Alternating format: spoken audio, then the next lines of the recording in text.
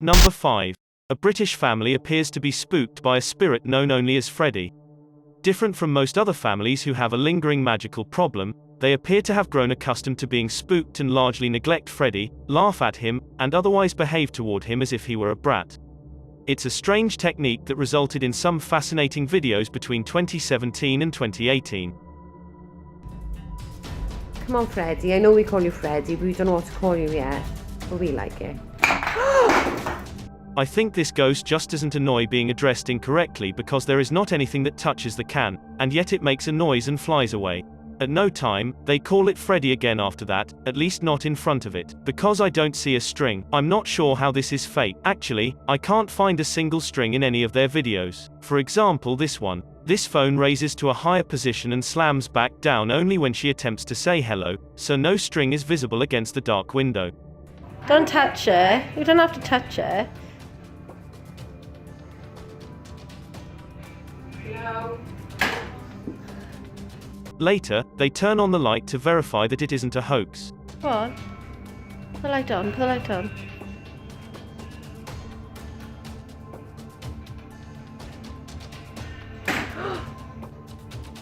Look, the light is on. You can clearly see there is no fishing wire or strings.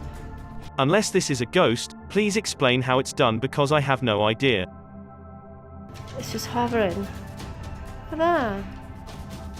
The majority of the action appears to take place in this living room.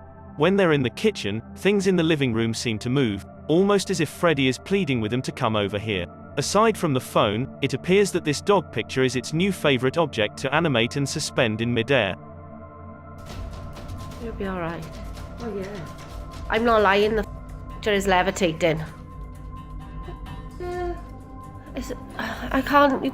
Even though I assume that someone could have been standing in front of the camera on a ladder with a string for that last video, I don't see it, and there are other videos like this one that show the entire room. And take a look at that blinking red light. It appears that the ghost can have put them a voice message, which they unluckily do not play. I really wish I could have heard Freddy's real voice.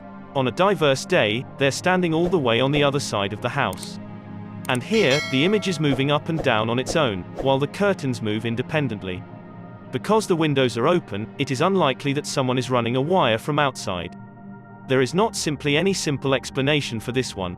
To get matters to be even more perplexing, the image simply disappears as if the ghost has finished with it. When the mother goes to get it, the overhanging lamp begins to swing on its own. It appears that swinging lights are another tactic Freddy employs to drive them insane. It is one of the things that seems to irritate the mother, which is probably why Freddy does it so frequently. The first thing is that it swings back and forth, and when that fails to elicit a response from them, it begins to move in tiny nauseating circles. Before you assume that the camera person is tugging on it with a string, consider that there is not any string to be seen and that the light over the living room, where no one is standing, is doing the same thing. In addition, I don't believe they are endangered in breaking the lamp by swinging it this hard. And the harder the lights shake, the more they neglect it. Freddy becomes so enraged that he devises a new way to express his rage. The door, The door. Look at that. The door's never done that, ever. Wow. There is not anyone that touches the door. Nobody is near that area of the house. You should be able to notice a string attached to the door at 49 seconds. However, even at half speed and zoomed in, there is no string to be discovered. It seems to be truly closing on its own. And Freddy's outline can be seen in this window, where objects are constantly moving. Some videos appear to be more effortless to make clear than others. What? The table's moving. Alright, stop that now. Look at the cat, look at the cat. I know. Someone could simply be shaking the table from beneath. Other videos remain enigmatic even years later, even though I wish I could have seen the other side of this picture to see whether they were using high-powered magnets. I believe we won't have any opportunity. It's pleasant that Freddy appears to be kept within certain limits of the kitchen and living room. Something bad must have occurred in this house to detain it to these areas. Maybe its rage will permit it to discover the rest of the house one day. Meanwhile, they have no idea what it is or what it is attempting to tell them, and they don't seem to care. And their apathy only appears to get Freddy to be more determined to grow stronger and reveal his true form. Number 4. There have been some strange cemetery occurrences that have been freaking me out recently, strange occurrences that I hope this is not the start of a new trend. For example, this video is taken from 539 Productions. He's hiking around the cemetery to entertain, as he often does, and he returns the oldest row of markers, which border the forest. Next to one is an unexplainable opening that appears to go all the way down, roughly 6 feet underground. To be clear, even though it is not the right size for someone to go down into, the right size for someone to squeeze up through, as though someone who had recently been buried had clawed their way to the surface. Although I have an idea that it sounds far-fetched, it could just be an animal den, as 539 Productions suggests. At least, that's what I'm hoping. However, when he discovers another hole in a totally dissimilar graveyard, it gets you to begin to wonder what's going on.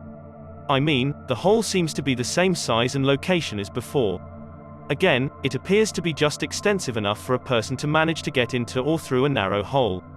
And when you see videos like this one, in which a man is said to smash through the casket at his own funeral in Brazil, it becomes a little more plausible that this scenario could occur while underground.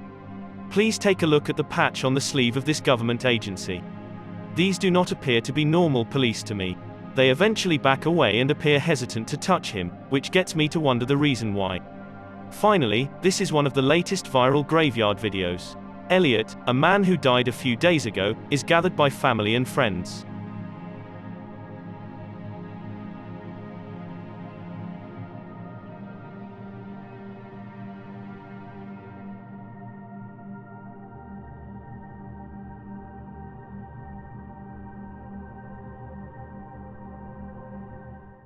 Number 3.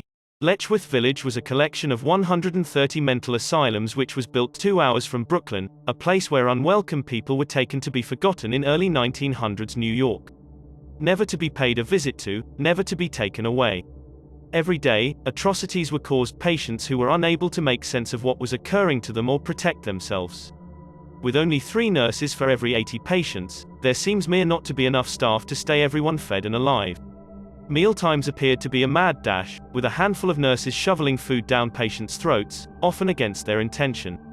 Some were not alive. Their bodies were marked with a number and brought to a nearby forest cemetery. Letchworth Village remained open until 1996. 85 years of agony in total.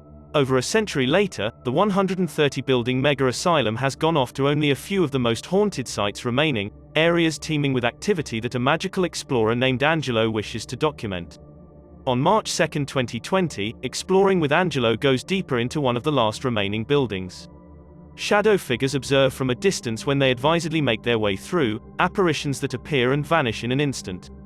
And it isn't until they start walking up the stairs that the frightening noises start, sounds like doors opening while they are both standing still. At 4 minutes and 46 seconds, there's a low croak right at the back of them.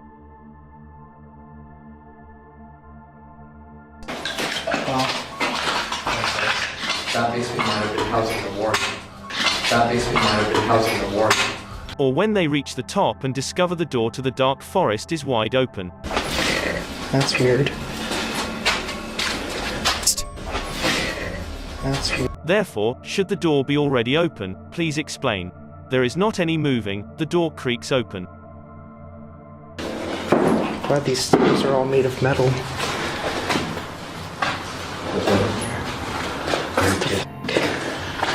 This goes to a road. Even though it appears that it's being pulled open from the side, there's nothing there. And here is the door at 5 minutes and 6 seconds before the sound occurs and again at 5 minutes and 50 seconds after the sound. It seems to open at exactly a similar angle, down to the degree. They didn't even handle it. They walk through the door and turn around to notice the door from the outside. They switch off their light to see if they can discover anything. Despite the fact that their lights are turned off, these two beady eyes reflect on the wall.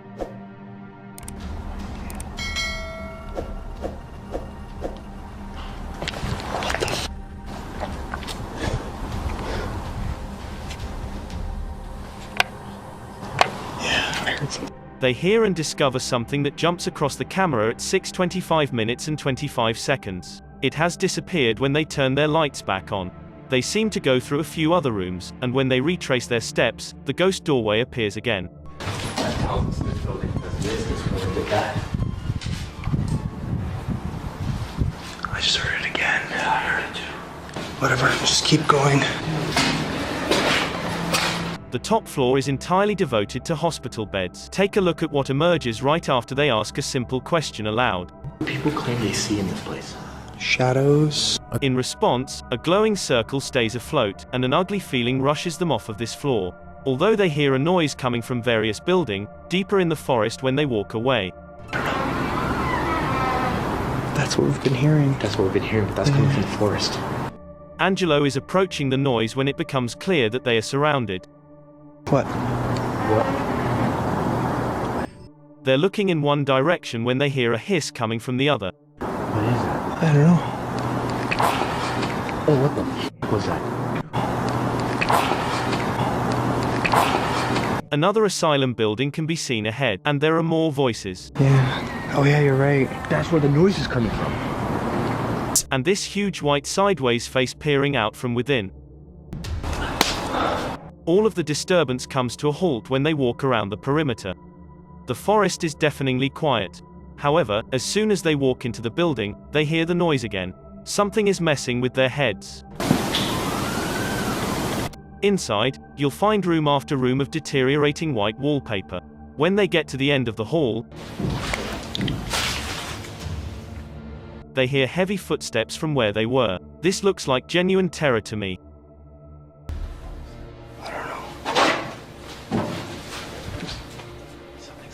They first attempt to figure out where the footsteps are coming from. Nevertheless, now is the time for them to get out of there as quickly as possible. Ever since we got here. Yeah. Oh my god. Jesus Christ. They are confronted by their fearfulnesses long enough to come to a halt and turn around once more to confirm that they were indeed being followed. Anything there?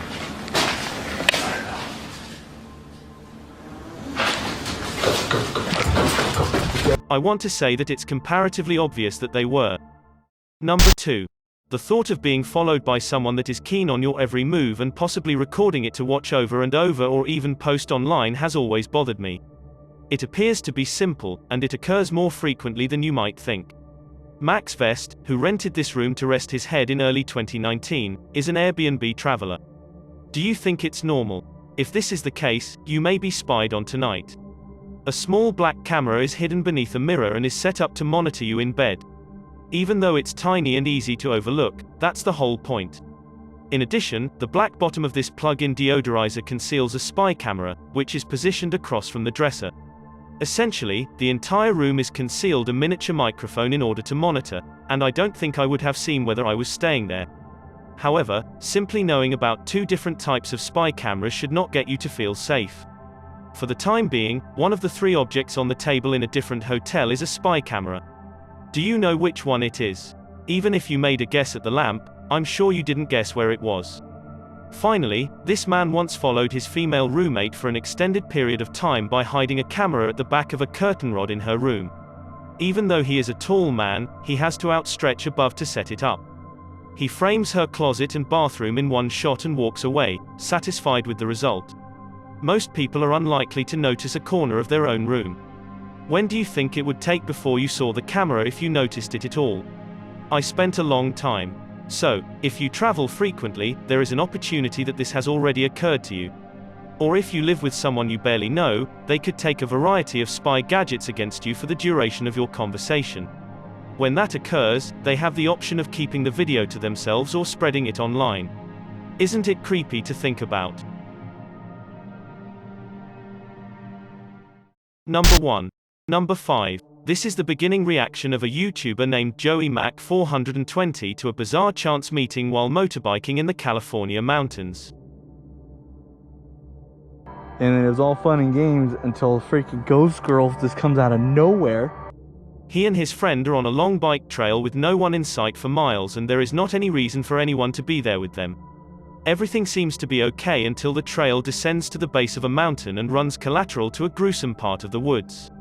Joey turns a corner and feels surprised to discover this person that is approaching him, someone he's never met before but who appears strangely familiar. He's so startled by the sight of someone out here, a good 45 miles from town, that he turns aside the path and checks at the back of him to make sure what he saw was real. Even though she passes across, there's something weird about the way she looks at him. That is so creepy. Brandon's gonna freak out. Do I go back and look for him? What? Where did she come from? Although he has no idea what it is, it makes him frightened. A closer look reveals some of the reasons for this. She seems to be going straight ahead, not turning to look at him, not even a wave of acknowledgement. Finally, she appears to be taking hold of something. When his friend passes by a short time later, he claims she acted distinctly and ran straight at him. I believe she is not in a suitable mental state because she was alone in the mountains walking a long distance without wearing shoes. That's when Joey recalls a lost person's notification from not long ago in this area, and I believe this was very wise thinking on Joey's part. He searches the database and finds this photo of Carly Lane Gusay. Even though I am in the know that it's difficult to tell from this distance, I believe there are some similarities between the person in this video and the person in these missing FBI photos. Her hair is styled similarly, and she appears to have the same high cheekbones.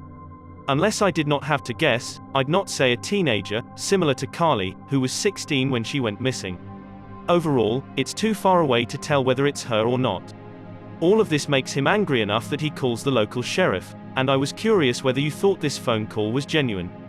Based on the questions she asks and the order in which she asks them, the person on the other end appears to be a professional call dispatcher. I think I might have seen the girl. Do you know the name of the person? Yes, it's Carly Gusay. She gets him to make clear the address first, as a true urgent situation operator would. Then she requests a detailed depiction of the missing person, and she'd like to know whether Carly was dating anyone else. Okay, do you know the cross street to Batista Canyon? It's a reasoning line of questioning that appears to be following a real procedure for which she was trained. Okay, do you remember what color shirt and pants she was wearing? Which leads me to believe this call was not a hoax. And she was by herself? The way the call concludes is the most persuasive of all. It appears to be professional and exactly what a real law execution officer would say. So I believe this is real, or at least he suspected it was her, in which case he did the right thing by reporting it. And she was by herself? Yeah, she's by herself. And she fits the description too. She's about 5'7". After all, Joey isn't the only one who has seen Carly. Someone looked at a specially thin girl who was walking by his house near where she went missing once. She did not appear to notice anything, just staring at the sky in a daze, similar to how this girl he saw today was staring straight ahead. The most puzzling aspect was a second report that she was taking a hold of something they couldn't identify, which harmonized with what Joey saw. What I am not aware of is how this person could be so out of it and still manage to live alone for over a year. She has seen it since October of last year, and this video was taken on July 19, 2019. I suspect nothing came of his report because Carly is still missing as of the time of my analysis.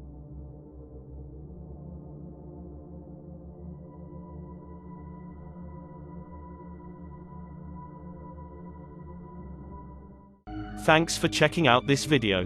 Be sure to subscribe because I upload a new video every day. Or if you're still not convinced, here are some of my other videos that I think you'd like. Enjoy.